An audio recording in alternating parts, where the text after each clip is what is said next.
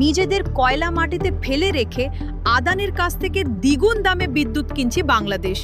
আমরা বিদ্যুৎ বিল দিতে গিয়ে হিমশিম খাচ্ছি, অথচ একটি প্রভাবশালী সিন্ডিকেট আমাদের জিম্মি করে রেখেছে ভারতের আদানি গ্রুপের কাছে।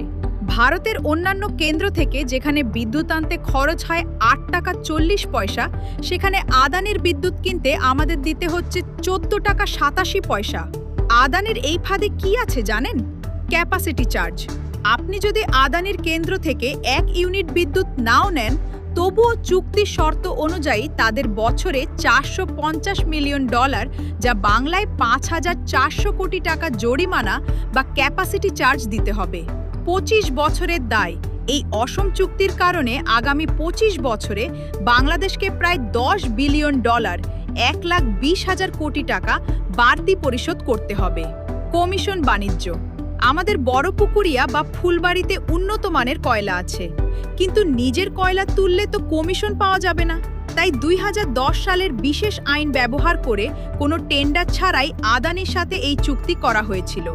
অর্থনীতিবিদরা বলছেন এই চুক্তি হলো আদানি জিতলে আদানির লাভ, আর বাংলাদেশ হারলেও আদানিরই লাভ। বর্তমান সরকার এই ক্ষতিকর চুক্তি বাতিলে আন্তর্জাতিক সালিসি আদালতে যাওয়ার প্রস্তুতি নিচ্ছে। আপনার মতে শুধু এই চুক্তি বাতিল করাই কি যথেষ্ট, নাকি টেন্ডার ছাড়া যারা এই দেশবিরোধী চুক্তিটি সই করেছিল তাদেরও বিচারের আওতায় আনা উচিত?